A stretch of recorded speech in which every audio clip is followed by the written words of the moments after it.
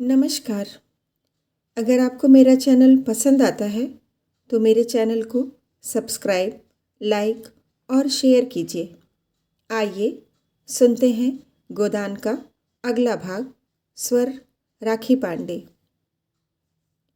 अब तो दुनिया भी भोला ही को बुरा कहेगी। लोग यही तो कहेंगे कि जब मर्द ने छोड़ दिया तो बेचारी अबला क्या करे। मर्द बुरा हो तो औरत की गर्दन काट लेगा, औरत बुरी हो तो मर्द के मुंह में कालिख लगा देगी।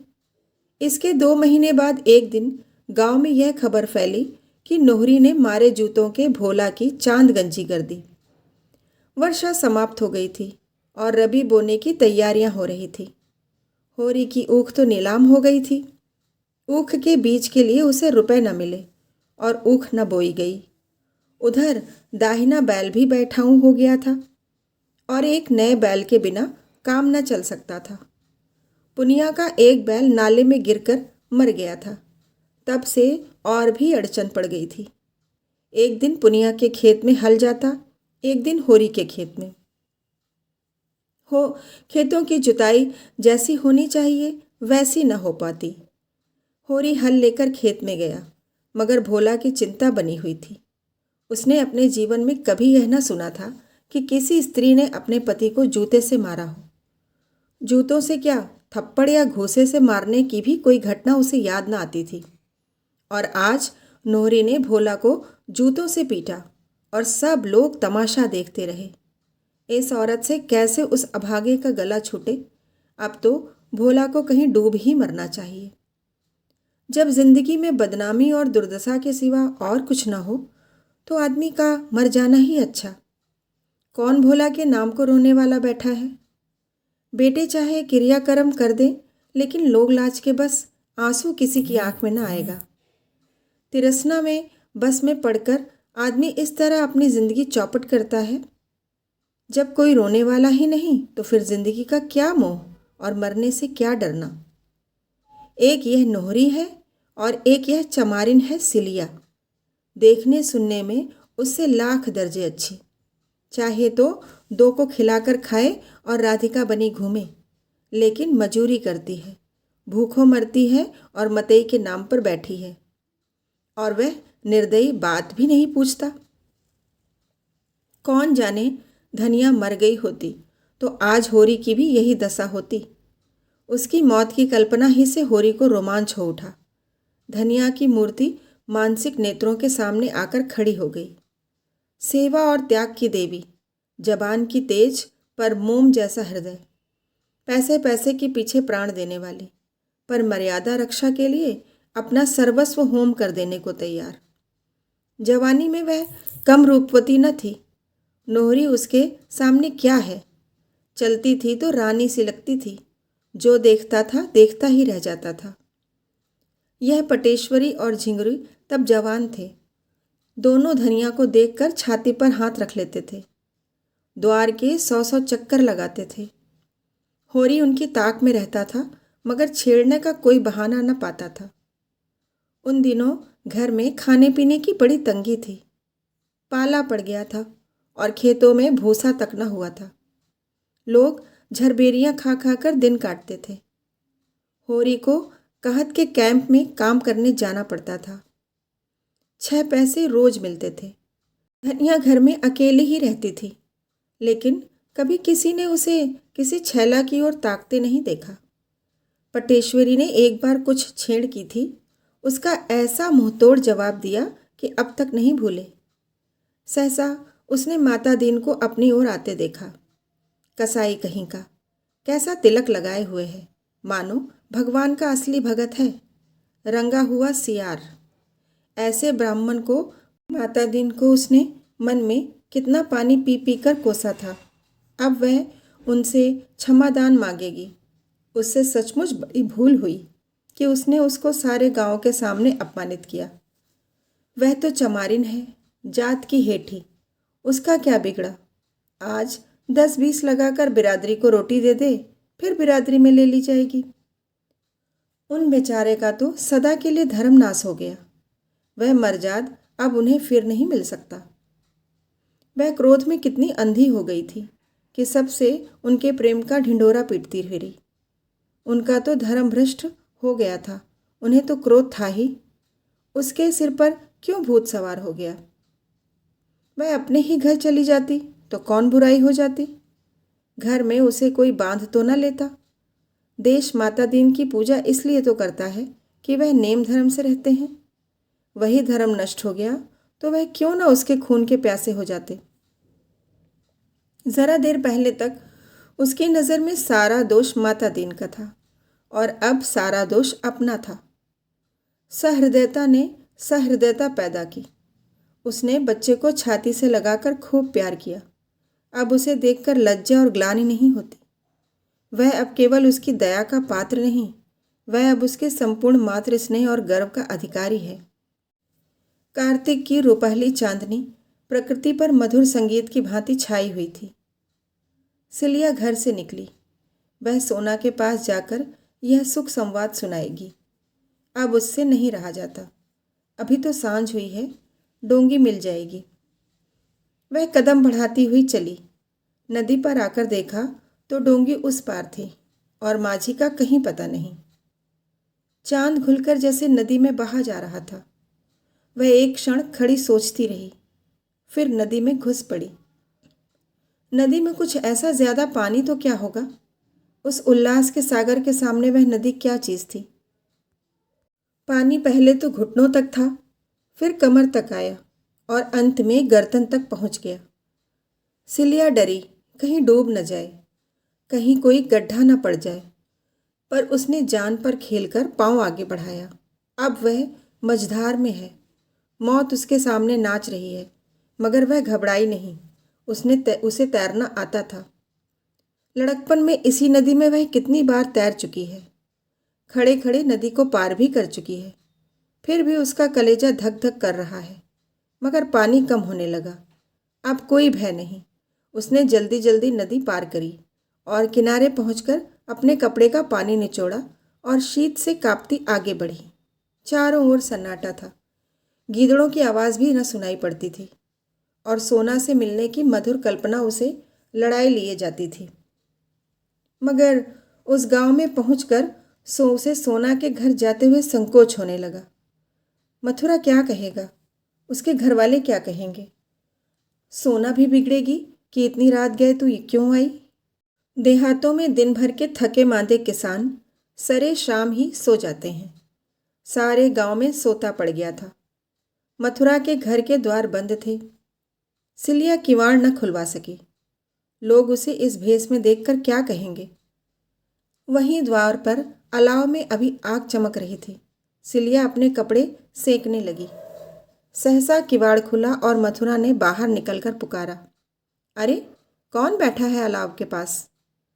सिलिया ने जल्दी से अंचल सिर पर खींच लिया और समीप आकर बोली, मैं हूँ सिलिया।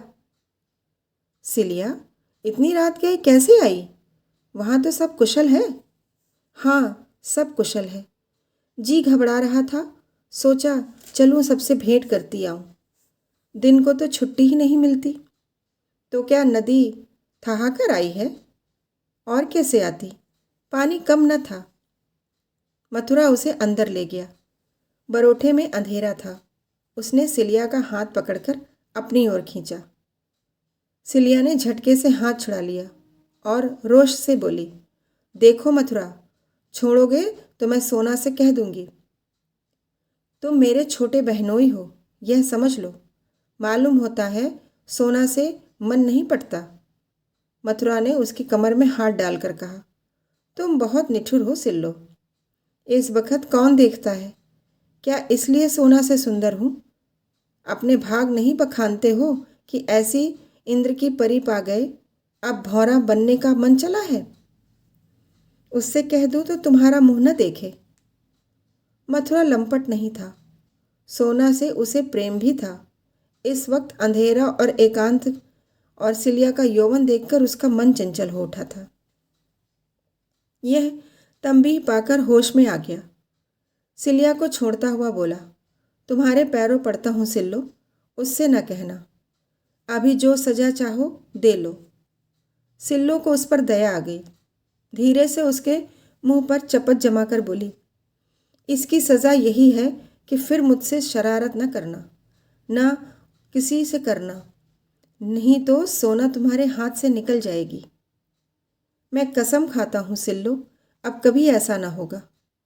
उसकी आवाज़ में याचना थी। सिल्लो का मन आंदोलित होने लगा, उसकी दया सरस होने लगी।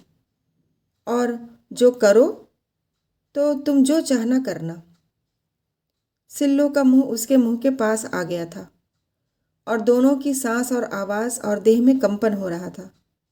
सहसा सोना ने पुकारा, किससे बातें करते हो वहाँ? सिल्लो पीछे हट गई। मथुरा आगे बढ़कर आंगन में आ गया और बोला, सिल्लो तुम्हारे गांव से आई है। सिल्लो भी पीछे पीछे आकर आंगन में खड़ी हो गई। उसने देखा, सोना यहाँ कितने आराम से रहती है। ओसारी में खाट है, उस पर सुजनी का नर्म बिस्तर बिछा हुआ है, बिल्कुल वैसा ही जैसा माता दिन की चरपाई पर बिछा रहता था। तकिया भी है, लिहाफ भी है। खाट के नीचे लोटे में पानी रखा हुआ है। आंगन में ज्योत्सना ने आईना बिछा रखा है। एक कोने में तुलसी का चबूतरा है, दूसरी ओर ज्वार के ठेठों के कई बोझ दीवार से लगाकर रखे हैं। बीच में पुआलों के गड्ढे हैं, समीप ही ओखल है जिसके पास कूटा हुआ धान पड़ा हुआ है। खपरेल पर लौकी की बेल चढ़ी हुई है और कई लौकियां ऊपर चमक रही हैं।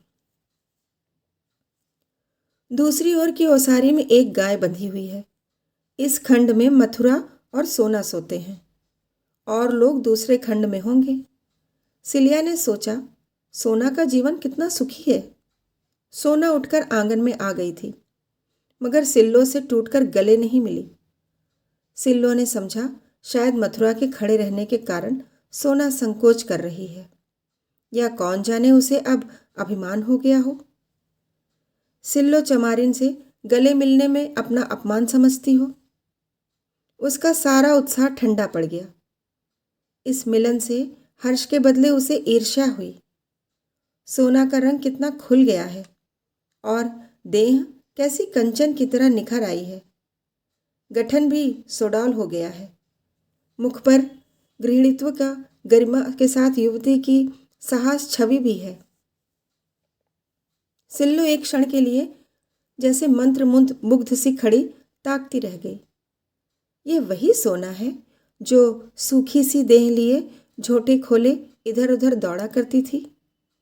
महीनों सिर में तेल न पड़ता था, फटे चिथड़े लपेटे फिरती थी। आज अपने घर की रानी है। गले में हंसुली और हुमेल है, कानों में करण फूल और सोने की बालियां, हाथों में चांदी के चूड़े और कंगन, आंखों में काजल है, मांग में सिंदूर। सिलिया के जीवन का स्वर्ग यही था और सोना को वहां देखकर वह प्रसन्न न हुई। इसे कितना घमंड हो गया है।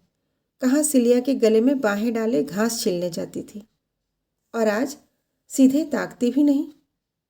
उसने सोचा था, सोना उसके गले लिपटकर जरा सा रोएगी, उसे आदर से बैठाएगी, उसे खाना खिलाएगी और गांव और घर की सैकड़ों बात पूछेगी और अपने नए जीवन के अनुभव बयान करेगी। सुहाग रात और मधुर मिलन की बातें होंगी और सोना के मुंह में दही जमा हुआ है। वह यहाँ आकर पछताई। आखिर सोना ने रूखे स्वर में पूछा, इतनी रात को कैसे चली सिल्लो? सिल्लो ने आंसुओं को रोकने की चेष्टा करके कहा, तुमसे मिलने को बहुत जी चाहता था। इतने दिन हो गए, भेंट करने चली आई। सोना का स्वर और कठोर हुआ। लेकिन आदमी किसी के घर जाता है तो दिन को कि इतनी रात गए। वास्तव में सोना को उसका आना बुरा लग रहा था। वह समय उसकी प्रेम क्रीड़ा और हास विलास का था। सिल्लो ने उसमें बाधक होकर जैसे उसके सामने से परोसी हुई थाली खींच ली थी। सिल्लो निसंग सी भूमि की ओर ताक रही थी। धरती क्यों नहीं फट जाती कि वह उसमें समा जाए। इतना अपमान! उसने अपने इतने ही जीवन में बहुत अपमान सहा था, बहुत दुर्दशा देखी थी, लेकिन आज यह फांस जिस तरह उसके अंतःकरण में चुभ गई, वैसी कभी कोई बात न चुभी थी। गुड़ घर के अंदर मटकों में बंद रखा हो तो कितना ही मूसलाधार पानी बरसे, कोई हानि नहीं होती। पर जिस वक्त वह धूप में सूखने के लिए बाहर फैलाया गया हो, उस वक्त तो पानी का एक छींटा भी उसका सर्वनाश कर देगा। सिलिया के अंतःकरण की सारी कोमल भावनाएं इस वक्त मुंह खोले बैठी हुई थी कि आकाश से अमृत वर्षा होगी। वर्षा क्या, अमृत के बदले विष। और सिलिया के रोम रोम में दौड़ गया। सर्पदंश के समान लहरें आईं। घर में उपवास करके सो रहना और बात है, लेकिन पंगत से उठा दिया जाना तो डूब मरने ही की बात है। सिलिया को यहाँ एक क्षण ठहरना भी असम्य हो गया, जैसे कोई उसका गला दबाए हुए हो। वह कुछ न पूछ सकी। सोना के मन में क्या है, यह वह भांप रही थी। वह बांबी में बैठा हुआ सांप कहीं बाहर ना निकल आए, इसके पहले ही वह वहाँ से भाग जाना चाहती थी। कैसे भागे, क्या बहाना करे? उसके प्राण क्यों नहीं निकल जाते? मथुरा ने भंडारे की कुंजी उठा ली थी कि सिलिया के जलपान के लिए कुछ निकाल लाए। कर्तव्य विमूढ़ सा खड़ा था। इधर सिल्लो की सास टंगी हुई थी, मानो सिर पर तलवार लटक रही हो।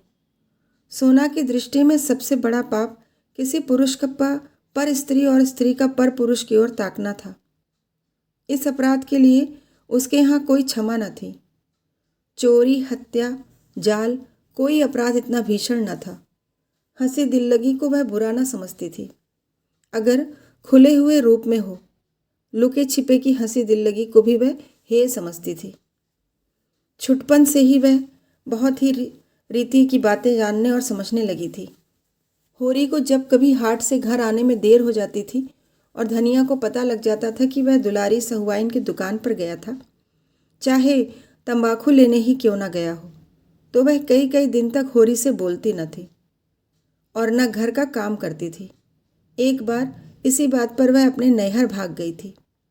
यह भावना सोना में और तीव्र हो गई थी।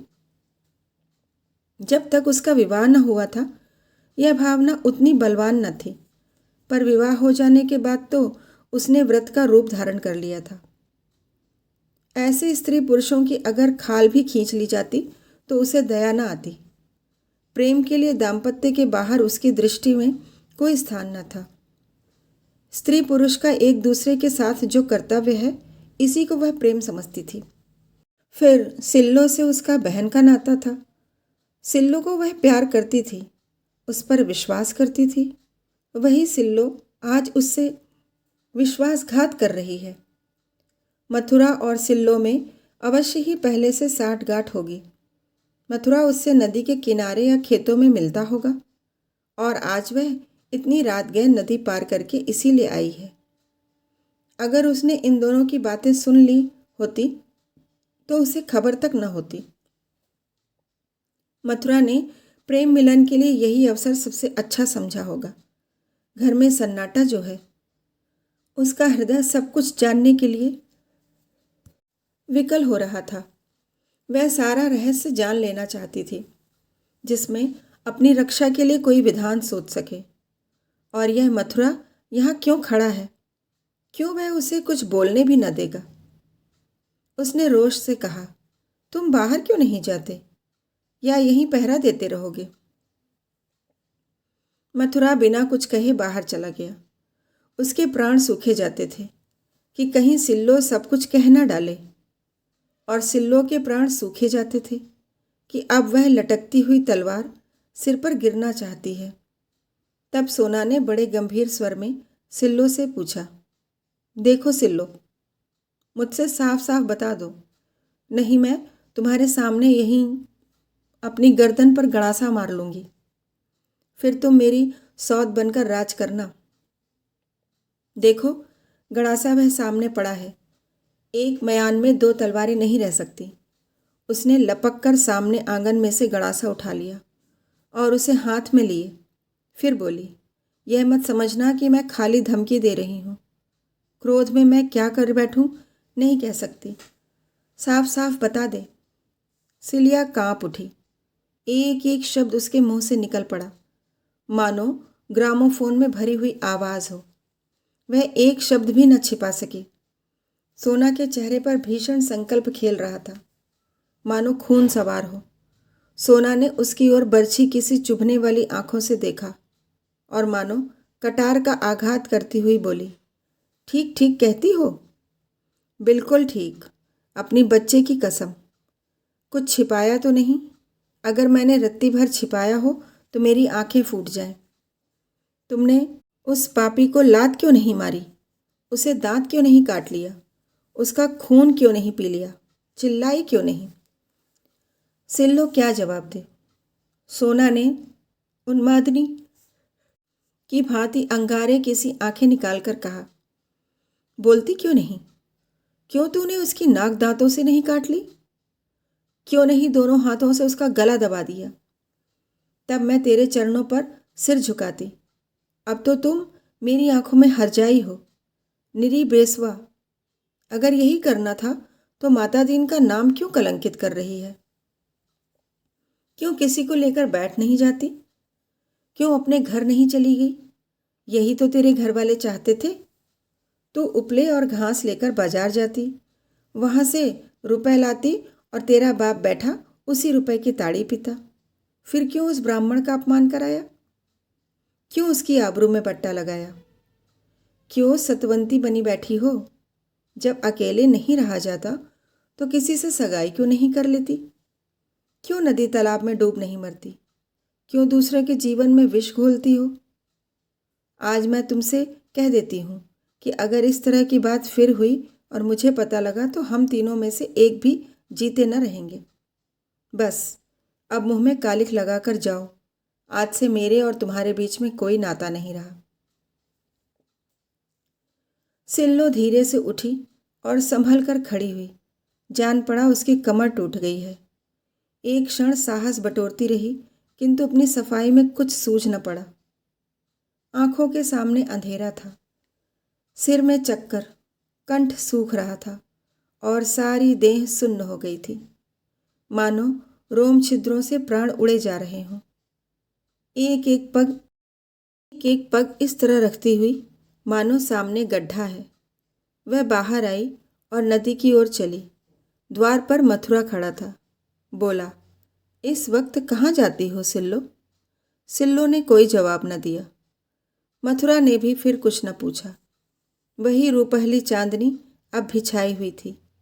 नदी की लहरें अब भी चांद की किरणों में नहा रही थीं और सिल्लो विक्षिप्त सी स्वप्न छाया की भांति नदी में चली जा रही थी। मिल करीब करीब पूरी जल चुकी है, लेकिन उसी मिल को फिर से खड़ा करना होगा। मिस्टर खन्ना ने अपनी सारी कोशिशें इसके लिए लगा दी हैं। मजदूरों की हड़ताल जारी है, मगर अब उससे मिल मालिकों की कोई विशेष हानि नहीं है।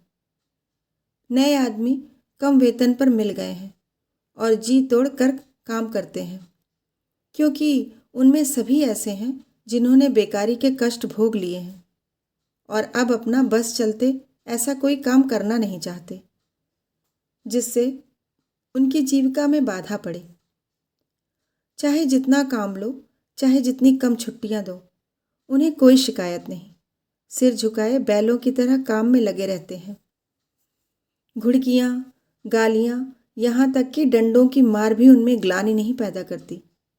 और अब पुराने मजदूरों के लिए इसके सिवा कोई मार्ग नहीं रह गया है कि वह इसी घाटी हुई मजूरी पर काम करने आए और खन्ना साहब की खुशामद करें। पंडित ओंकार नाथ पर तो उन्हें अब रत्ती भर भी विश्वास नहीं है। उन्हें वे अकेले दुकेले पाएं तो शायद उनकी बुरी गत बनाए, पर पंडित जी बहुत बचे हुए रहते हैं। चिराग जलने के बाद अपने कार्यालय से बाहर नहीं निकलते और अफसरों की खुशामद करने लगे हैं। मिर्जा खुर्शीद की धाक अब भी ज्यों की त्यों है, लेकिन मिर्जा जी इन बेचारों का कष्ट और उसके निवारण का अपने पास कोई उपाय न देखकर दिल से चाहते हैं कि सब के सब बहाल हो जाएं, मगर इसके साथ ही नए आदमियों के कष्ट का ख्याल करके जिज्ञासुओं से यही कह दिया करते हैं, कि जैसी इच्छा हो वैसा करो। मिस्टर खन्ना ने पुराने आदमियों को फिर नौकरी के लिए इच्छुक देखा तो और भी अकड़ गए। हालांकि वह मन में चाहते थे कि इस वेतन पर पुराने आदमी नए ही कहीं अच्छे हैं।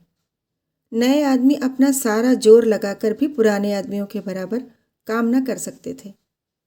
पुराने आदमियों में अधिकांश तो बचपन से ही मिल में काम करने के अभ्यस्त थे और खूब मजे हुए। नए आदमियों में अधिकतर देहातों के दुखी किसान थे, जिन्हें खुली हवा और मैदान में पुराने ज़माने के लकड़ी और औजारों से काम करने की आदत थी। मिल के अंदर उनका दम घुटता था और मशीनरी के तेज चलने वाले पुर्जों से उन्हें भय लगता था। आखिर जब पुराने आदमी खूब परास्त हो गए तब खन्ना उन्हें बहाल करने पर राजी हुए, मगर नए आदमी इससे कम वेतन पर काम करने के लिए तैयार थे और अब डायरेक्टरों के सामने यह सवाल आया कि वह पुरानों को बहाल करें या नए को रहने दें। डायरेक्टरों में आधे तो नए आदमियों का वेतन घटाकर रखने के पक्ष में थे। आधों की यह धारणा थी कि पुराने आदमियों को हाल के वेतन पर रख लिया जाए। थोड़े से रुपए ज़्यादा खर्च होंगे ज़रूर, मगर काम उससे ज़्यादा होगा। खन्ना मिल के प्राण थे, एक तरह से सर्वे सर्वा। डायरेक्टर तो उनके हाथ की कठपुतलियां थे। निश्चय खन्ना ही के हाथों में था और वह अपने मित्रों से नहीं, शत्रुओं से भी इस विषय में सलाह ले रहे थे। सबसे पहले तो उन्होंने गोविंदी की सलाह ली। जब से मालती की ओर से उन्हें निराशा हो गई थी और गोविंदी को मालूम हो गया था कि मेहता जैसा विद्वान और अनुभवी और ज्ञानी आदमी मेरा कितना सम्मान करता है और मुझसे किस प्रकार की साधना की आशा रखता है, तब से दंपत्ति में स्नेह फिर जाग उठा था। स्नेह मत कहो, मगर साहचर्य तो था ही। आपस में वह जलन और अशांति न थी। बीच की दीवार टूट गई थी। मालती के रंग ढंग की भी काया पलट होती जाती थी। मेहता का जीवन अब तक स्वाध्याय और चिंतन में गुजरा था और सब कुछ कर चुकने के बाद और आत्मवाद तथा अनात्मवाद की खूब छानबीन कर लेने पर वह इसी तत्वों पर पहुँचे थे कि प्रवृत्ति और निवृत्ति दोनों के बीच में जो सेवा मार्ग है, चाहे उसे कर्मयोग ही कहो, वही जीवन को सार्थक कर सकता है। वही जीवन को ऊंचा और पवित्र बना सकता है। किसी सर्वज्ञ ईश्वर में उनका विश्वास न था। यद्यपि वह अपनी नास्तिकता को प्रकट न करते थे, इसलिए कि इस विषय में निश्चित रूप से कोई मत स्थिर करना वह अपने लिए असंभव समझते थे। पर यह धारणा उनके मन में दृढ़ हो गई थी कि प्राणियों के जन्म मरण, सुख दुख, पाप पुण्य में कोई ईश्वरीय विधान नहीं है। उनका ख्याल था कि मनुष्य ने अपने अहंकार में अपने को इतना महान बना लिया है कि उसके हर एक काम की प्रेरणा ईश्वर की ओर से होती है। इसी तरह टिड्डियाँ भी ईश्वर को उत्तरदायी ठहराती होंगी, जो अपने मार्ग में समुद्र आ जाने पर अरबों की संख्या में नष्ट हो जाती हैं। मगर ईश्वर के यह विधान इतने अज्ञेय हैं कि मनुष्य की समझ में नहीं आते, तो उन्हें मानने से ही मनुष्य को क्या संतोष मिल सकता है। ईश्वर की कल्पना का एक ही उद्देश्य उनकी समझ में आता था और वह था मानव जाति की एकता। एकात्मवाद या सर्वात्मवाद या अहिंसा तत्व को वह आध्यात्मिक दृष्टि से नहीं, भौतिक दृष्टि से ही देखते थे। यद्यपि इन तत्वों का इतिहास के किसी काल में भी आधिपत्य नहीं रहा, फिर भी मनुष्य जाति के सांस्कृतिक विकास में उनका स्थान बड़े का महत्व का है। मानव समाज की एकता में मेहता का दृढ़ विश्वास था, मगर इस विश्वास के लिए उन्हें ईश्वर तत्व के मानने की जरूरत न मालूम होती थी। उनका मानव प्रेम इस आधार पर अवलंबित था कि प्राणी मात्र में एक आत्मा का निवास है। द्वैत और अद्वैत का व्यापारिक महत्व के सिवा वह और कोई उपयोग न समझते थे, और यह व्यापारिक महत्व उनके लिए मानव जाति को एक दूसरे के समीप लाना, आपस के भेदभाव को मिटाना और भातृभाव को दृढ़ करना ही था। यह एकता, यह अभिन्नता उनकी आत्मा में इस तरह जम गई थी कि उनके लिए किसी आध्यात्मिक आधार की सृष्टि उनकी दृष्टि में व्यर्थ थी। और एक बार इस तत्व को पाकर वह शांत न बैठ सकते थे। स्वार्थ से अलग अधिक से अधिक काम करना उनके लिए आवश्यक हो गया था। इसके बगैर उनका चित्त शांत न हो सकता था। यश, लोभ या कर्तव्य पालन के भाव उनके मन में आते ही न थे। इनकी तुच्छता ही उन्हें इनसे बचाने के लिए काफ़ी थी। सेवा ही अब उनका स्वार्थ होता जाता था और उनकी इस उदार वृत्ति का असर अज्ञात रूप से मालती पर भी पड़ता जाता था। अब तक जितने मर्द उसे मिले सभी ने उसकी विलास वृत्ति को ही उकसाया। उसकी त्याग वृत्ति दिन दिन क्षीण होती जाती थी, पर मेहता के संसर्ग में आकर उसकी त्याग भावना सजग हो उठी थी। सभी मनस्वी प्राणियों में यह भावना छिपी रहती है और प्रकाश पाकर चमक उठती है। आदमी अगर धन या नाम के पीछे पड़ा है तो समझ लो कि अभी तक वह किसी परिष्कृत आत्मा के संपर्क में नहीं आया। मालती अब अक्सर गरीबों के घर बिना फीस लिए ही मरीजों को देखने चली जाती थी। मरीजों के साथ उसके व्यवहार में मृदुता आ गई थी। हाँ, अभी तक वह शौक सिंगार से अपना मन न हटा सकती थी। रंग और पाउडर का त्याग उसे अपने आंतरिक परिवर्तनों से भी कहीं ज्यादा कठिन जान पड़ता था। इधर कभी कभी दोनों देहातों की ओर चले जाते थे और किसानों के साथ 2-4 घंटे रहकर उनके झोपड़ों में रात काटकर और उन्हीं का सा भोजन करके अपने को धन्य समझते थे। एक दिन वे सेमरी पहुंच गए और घूमते घामते बेलारी जा निकले। होरी द्वार पर बैठा चिलम पी रहा था कि मालती और मेहता आकर खड़े हो गए। मेहता ने होरी को देखते ही पहचान लिया और बोला, यही तुम्हारा गांव है? याद है हम लोग राय साहब के यहाँ आए थे और तुम धनुष यज्ञ की लीला में माली बने थे। होरी की स्मृति जाग उठी। पहचाना और पटेश्वरी के घर की ओर कुर्सियां लाने चला।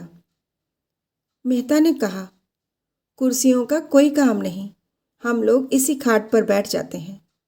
यहाँ कुर्सी पर बैठने नहीं, तुमसे कुछ सीखने आए हैं। दोनों खाट पर बैठे। होरी हतबुद्धि सा खड़ा था। इन लोगों की क्या खातिर करे? बड़े बड़े आदमी हैं, उनकी खातिर करने लायक उसके पास है ही क्या? आखिर उसने पूछा, पानी लाऊं? मेहता ने कहा, हाँ, प्यास तो लगी है। कुछ मीठा भी तो लेता हूं, लाओ अगर घर में हो। होरी घर में मीठा और पानी लेने गया। तब तक गांव के बालकों ने आकर इन दोनों आदमियों को घेर लिया और लगे निरखने, मानो चिड़ियाघर के अनोखे जंतु आ गए हों। सिल्लो बच्चे को लिए किसी काम से चली जा रही थी। इन दोनों आदमियों को देखकर कुतूहलवश ठिठक गई। मालती ने आकर उसके बच्चे को गोद में ले लिया और प्यार करती हुई बोली, कितने दिनों का है? सिल्लो को ठीक मालूम न था। एक दूसरी औरत ने बताया, कोई साल भर का होगा। क्यों री? सिल्लो ने समर्थन किया। मालती ने विनोद किया, प्यारा बच्चा है, इसे हमें दे दो। सिल्लो ने गर्व से फूल कर कहा, आप ही का तो है, तो मैं इसे ले जाऊं? ले जाइए, आपके साथ रहकर आदमी हो जाएगा। गांव की और महिलाएं आ गईं और मालती को होरी के घर में ले गईं। यहाँ मर्दों के सामने मालती से वार्तालाप करने का अवसर उन्हें न मिलता। मालती ने देखा खाट बिछी हुई और उस पर एक दरी पड़ी हुई है जो पटेश्वरी के घर से मांगे आई थी। मालती जाकर बैठी। संतान रक्षा और शिशु पालन की बातें होने लगी। औरतें मन लगाकर सुनती रहीं। धनिया ने कहा, यहाँ यह सब सफाई और संयम कैसे होगा सरकार? भोजन तक तो मिलता नहीं। मालती ने समझाया, सफाई में कुछ खर्च नहीं, केवल थोड़ी सी मेहनत और होशियारी से काम चल सकता है। दुलारी सहुआइन ने पूछा, यह सारी बातें तुम्हें कैसे मालूम हुई सरकार? आपका तो भी ब्याह ही नहीं हुआ। मालती ने मुस्कुराकर पूछा, तुम्हें कैसे मालूम हुआ कि मेरा ब्याह नहीं हुआ? सभी स्त्रियां मुंह फेर कर मुस्कुराईं। धनिया बोली, भला यह भी छिपा रहता है मिस साहब, मुंह देखते ही पता चल जाता है। मालती ने झेपते हुए कहा, इसलिए ब्याह नहीं किया कि आप लोगों की सेवा कैसे करती? सब ने एक स्वर में कहा, धन्य हो सरकार, धन्य हो।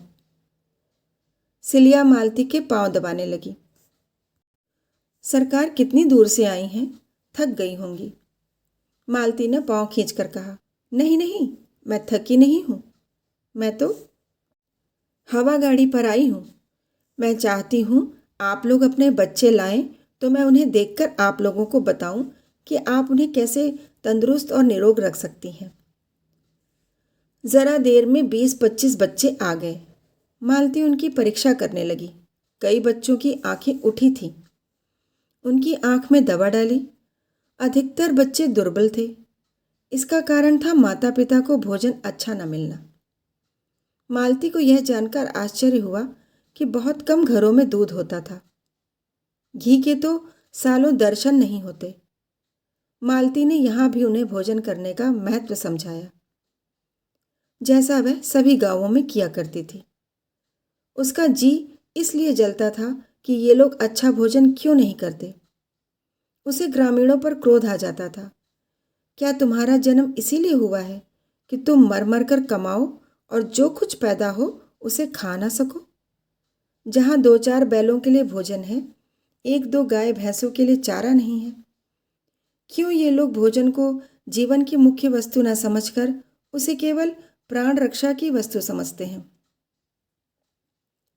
क्यों सरकार से नहीं कहते कि नाम मात्र के ब्याज पर रुपए देकर उन्हें सूदखोर महाजनों के पंजे से बचाएं? उसने जिस किसी से पूछा, यही मालूम हुआ कि उसकी कमाई का बड़ा भाग महाजनों का कर्ज चुकाने में खर्च हो जाता है।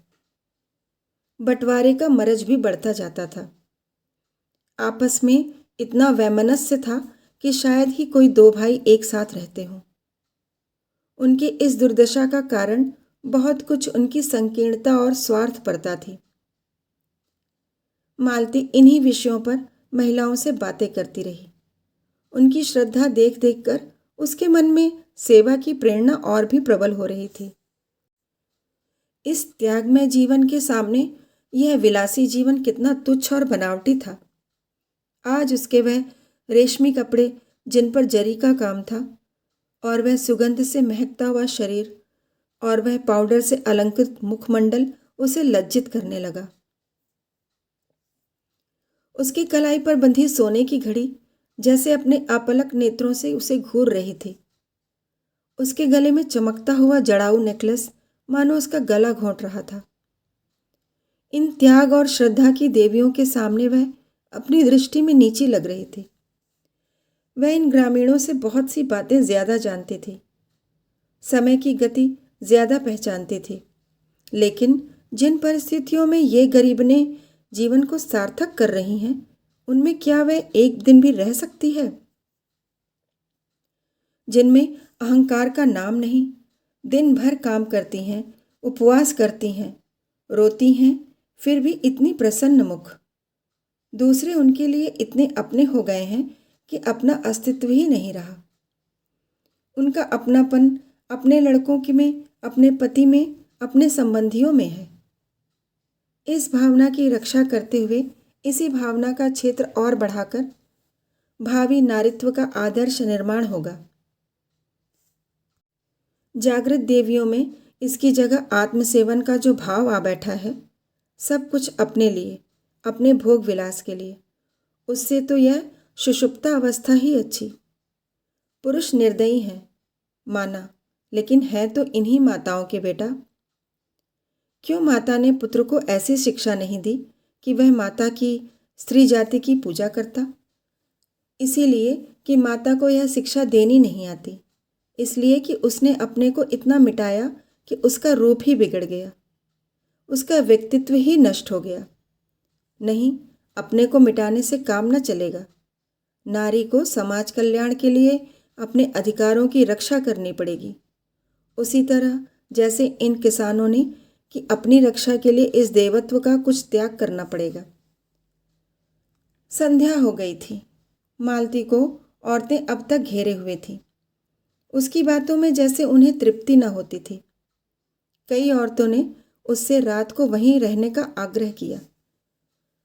मालती को भी उनका सरल स्नेह ऐसा प्यारा लगा कि उसने उनका निमंत्रण स्वीकार कर लिया। रात को औरतें उसे अपना गाना सुनाएंगी। मालती ने भी प्रत्येक घर में जा जाकर उसकी दशा से परिचय प्राप्त करने में अपने समय का सदुपयोग किया। उसकी निष्कपट सद्भावना और सहानुभूति उन गंवारिनों के लिए देवी के वरदान से कम न थी। उधर मेहता साहब खाट पर आसन जमाए किसानों की कुश्ती देख रहे थे और पछता रहे थे मिर्जा जी को क्यों न साथ ले लिया, नहीं उनका भी एक जोड़ हो जाता। उन्हें आश्चर्य हो रहा था, ऐसे प्रौढ़ और निरीह बालकों के साथ शिक्षित कहलाने वाले लोग कैसे निर्दयी हो जाते हैं। अज्ञान की भांति ज्ञान भी सरल, निष्कपट और सुनहले स्वप्न देखने वाला होता है। मानवता में उसका विश्वास इतना दृढ़, इतना सजीव होता है कि वह इसके विरुद्ध व्यवहार को अमानुषीय समझने लगता है। वह यह भूल जाता है कि भेड़ियों ने भेड़ों की निरीहता का जवाब सदैव पंजे और दांतों से दिया है। वह अपना एक आदर्श संसार बनाकर उसको आदर्श मानवता से आबाद करता है और उसी में मगन रहता है। यथार्थता कितनी अगम्य, कितनी दुर्बोध, कितनी अप्राकृतिक है, उसकी ओर विचार करना उसके लिए मुश्किल हो जाता है। मेहता जी इस समय इन गंवारों के बीच में बैठे हुए इसी प्रश्न को हल कर रहे थे कि इनकी दशा इतनी दयनीय क्यों है। वह इस सत्य से आंख मिलाने का साहस न कर सकते थे कि इनका देवत्व ही इनकी दुर्दशा का कारण है। काश ये आदमी ज्यादा और देवता कम होते तो यूं न ठुकराए जाते। देश में कुछ भी हो, क्रांति ही क्यों ना आ जाए, इनसे कोई मतलब नहीं। कोई दल उनके सामने सबल के रूप में आए, उसके सामने सिर झुकाने को तैयार। उनकी निरीहता जड़ता की हद तक पहुंच गई है, जिसे कठोर आघात ही कर्मण्य बना सकता है। उनकी आत्मा जैसे चारों ओर से निराश होकर अब अपने अंदर ही टांगे तोड़कर बैठ गई है। उनमें अपने जीवन की चेतना ही जैसे लुप्त हो गई है। संध्या हो गई थी। जो लोग अब तक खेतों में काम कर रहे थे वे भी दौड़े चले आ रहे थे। उसी समय मेहता ने मालती को गांव की कई औरतों के साथ इस तरह तल्लीन होकर एक बच्चे को गोद में लिए देखा मानो वह भी उन्हीं में से एक है। मेहता का हृदय आनंद से गदगद हो उठा। मालती ने एक प्रकार से अपने को मेहता पर अर्पण कर दिया था। इस विषय में मेहता को अब कोई संदेह न था, मगर अभी तक उनके हृदय में मालती के प्रति वह उत्कट भावना जागृत न हुई थी, जिसके बिना विवाह का प्रस्ताव करना उनके लिए हास्यजनक था। मालती बिना बुलाए मेहमान की भांति उनके द्वार पर आकर खड़ी हो गई थी और मेहता ने उसका स्वागत किया था। इसमें प्रेम का भाव न था, केवल पुरुषत्व का भाव था। अगर मालती उन्हें इस योग्य समझती है कि उन पर अपनी कृपा दृष्टि फेरे, तो मेहता उसकी इस कृपा को अस्वीकार न कर सकते थे। इसके साथ ही वह मालती को गोविंदी के रास्ते से हटा देना चाहते थे और वह जानते थे मालती जब तक आगे अपना पांव न जमा लेगी वह पिछला पांव न उठाएगी। वह जानते थे मालती के साथ छल करके वह अपनी नीचता का परिचय दे रहे हैं। इसके लिए उनकी आत्मा बार बार उन्हें धिक्कारती रहती थी, मगर ज्यों-ज्यों वह मालती को निकट से देखते थे उनके मन में आकर्षण बढ़ता जाता था। रूप का आकर्षण तो उन पर कोई असर न कर सकता था, यह गुण का आकर्षण था। यह वह जानते थे कि जिसे सच्चा प्रेम कह सकते हैं केवल एक बंधन में बंध जाने के बाद ही पैदा हो सकता है। इसके पहले जो प्रेम होता है वह तो रूप की आसक्ति मात्र है, जिसका कोई टिकाव नहीं। मगर इसके पहले यह निश्चय तो कर लेना ही था कि जो पत्थर साहचर्य के खरात पर चढ़ेगा उसमें खराते जाने की क्षमता है कि नहीं। सभी पत्थर तो खरात पर चढ़कर सुंदर मूर्तियां नहीं बन जाते। इतने दिनों में मालती ने उनके हृदय के भिन्न भिन्न भागों में अपनी रश्मियां डाली थी, पर अभी तक वे केंद्रित होकर उस ज्वाला के रूप में न फूट पड़ी थी, जिससे उनका सारा अंतस्थल प्रज्वलित हो जाता। आज मालती ने ग्रामीणों में मिलकर और सारे भेदभावों को मिटाकर इन रश्मियों को मानो केंद्रित कर दिया। और आज पहली बार मेहता को मालती से एकात्मता का अनुभव हुआ। ज्यों ही मालती गांव का चक्कर लगाकर लौटी, उन्होंने उसे साथ लेकर नदी की ओर प्रस्थान किया। रात यहीं काटने का निश्चय हो गया। मालती का कलेजा आज न जाने क्यों धक धक करने लगा। मेहता के मुख पर आज उसे एक विचित्र ज्योति और इच्छा झलकती हुई नजर आई। नदी के किनारे चांदी का फर्श बिछा हुआ था और नदी रत्न जटित आभूषण पहने मीठे स्वरों में गाती चांद की ओर, तारों की ओर सिर झुकाए नींद में माते वृक्षों को अपना नृत्य दिखा रही थी। जैसे उनका बालपन अपनी सारी क्रीड़ाओं के साथ लौट आया हो। बालू पर कई कुलाटे मारी, फिर दौड़े हुए नदी में जाकर घुटने तक पानी में खड़े हो गए। मालती ने कहा, पानी में न खड़े हो, कहीं ठंड न लग जाए। मेहता ने पानी उछालकर कहा, मेरा तो जी चाहता है नदी के उस पार तैर कर चला जाऊं। नहीं नहीं, पानी से निकल आओ, मैं न जाने दूंगी। तुम मेरे साथ न चलोगी उस सूनी बस्ती में जहां स्वप्नों का राज्य है? मुझे तो तैरना नहीं आता। अच्छा आओ, एक नाव बनाएं और उस पर बैठकर चले।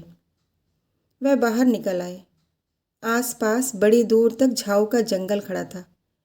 मेहता ने जेब से चाकू निकाला और बहुत सी टहनियाँ काटकर जमा की।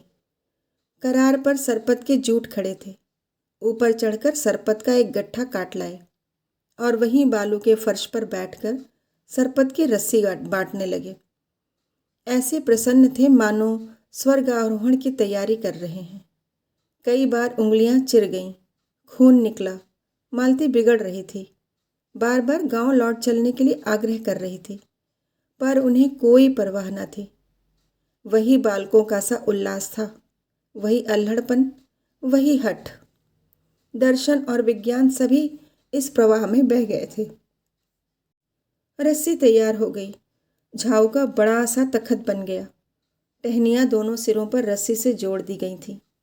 उसके छिद्रों में झाऊ की टहनियाँ भर दी गईं, जिससे पानी ऊपर न आए। नौका तैयार हो गई। रात और भी स्वलिप्त हो गई थी। मेहता ने नौका को पानी में डालकर मालती का हाथ पकड़कर कहा, आओ बैठो। मालती ने सशंक होकर कहा, 2 आदमियों का बोझ संभाल लेगी? मेहता ने दार्शनिक मुस्कान के साथ कहा, जिस तरी पर बैठे हम लोग जीवन यात्रा कर रहे हैं वह तो इससे कहीं निस्सार है। मालती, क्यों डर रही हो?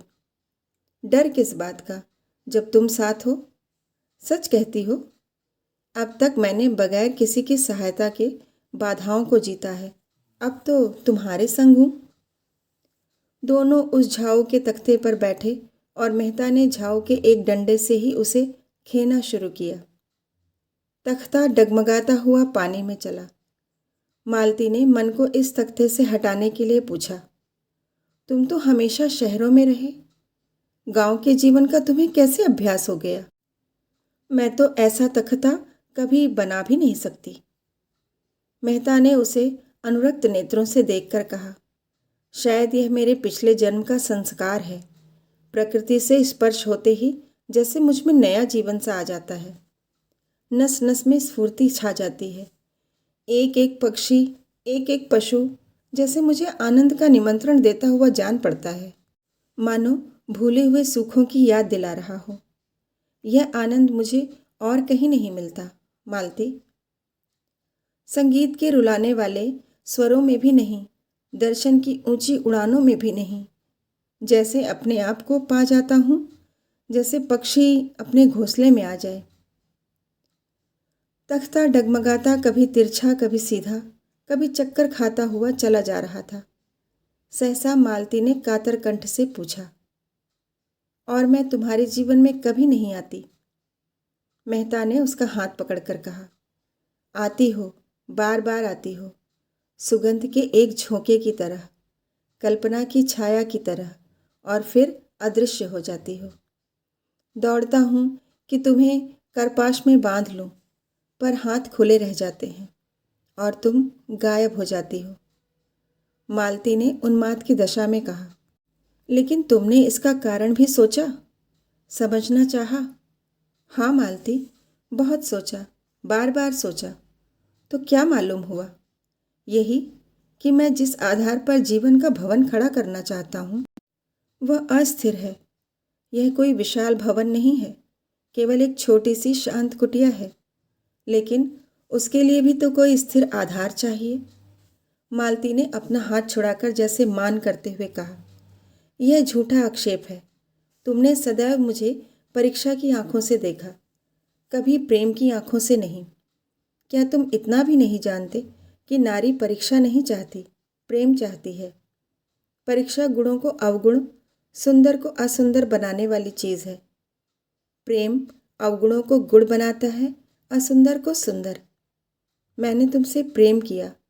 मैं कल्पना ही नहीं कर सकती कि तुम में कोई बुराई भी है, मगर तुमने मेरी परीक्षा की और तुम मुझे अस्थिर, चंचल और जाने क्या क्या समझकर मुझसे हमेशा दूर भागते रहे। नहीं, मैं जो कुछ कहना चाहती हूँ वह मुझे कह लेने दो। मैं क्यों अस्थिर और चंचल हूँ? इसलिए कि मुझे वह प्रेम नहीं मिला जो मुझे स्थिर और अचंचल बनाता। अगर तुमने मेरे सामने उसी तरह आत्मसमर्पण किया होता जैसे मैंने तुम्हारे सामने किया है, तो तुम आज मुझ पर यह आक्षेप न रखते। मेहता ने मालती के मान का आनंद उठाते हुए कहा, तुमने मेरी परीक्षा कभी नहीं की? सच कहती हो? कभी नहीं? तो तुमने गलती की, मैं इसकी परवाह नहीं करती। भावुकता में ना आओ मालती। प्रेम देने के पहले हम सब परीक्षा करते हैं, और तुमने की, चाहे अप्रत्यक्ष रूप से ही की हो। मैं आज तुमसे स्पष्ट कहता हूँ कि पहले मैंने तुम्हें उसी तरह देखा जैसे रोज़ ही हजारों देवियों को देखा करता हूँ, केवल विनोद के भाव से। अगर मैं गलती नहीं करता तो तुमने भी मुझे मनोरंजन के लिए एक नया खिलौना समझा। मालती ने टोका, गलत कहते हो। मैंने कभी तुम्हें इस नज़र से नहीं देखा।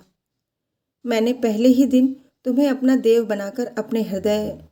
मेहता बात काट कर बोले, फिर वही भावुकता। मुझे ऐसे महत्व के विषय में भावुकता पसंद नहीं।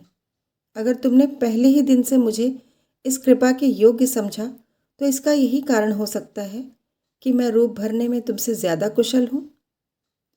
वरना जहाँ तक मैंने नारियों का स्वभाव देखा है, वह प्रेम के विषय में काफ़ी छानबीन करती हैं। पहले भी तो स्वयंवर से पुरुषों की परीक्षा होती थी। वह मनोवृत्ति अब भी मौजूद है, चाहे उसका रूप कुछ बदल गया हो। मैंने तब से बराबर यही कोशिश की है कि अपने को संपूर्ण रूप से तुम्हारे सामने रख दूं और उसके साथ ही तुम्हारी आत्मा तक पहुंच जाऊं। और मैं ज्यों त्यों तुम्हारे अंतस्थल की गहराई में उतरा हूं। मुझे रत्न ही मिले हैं। मैं विनोद के लिए आया और आज उपासक बना हुआ हूँ। तुमने मेरे भीतर क्या पाया यह मुझे मालूम नहीं। नदी का दूसरा किनारा आ गया। दोनों उतरकर उसी बालू के फर्श पर जा बैठे और मेहता फिर उसी प्रवाह में बोले, और आज मैं यहाँ वही पूछने के लिए तुम्हें लाया हूँ। गोदान, स्वर राखी पांडे।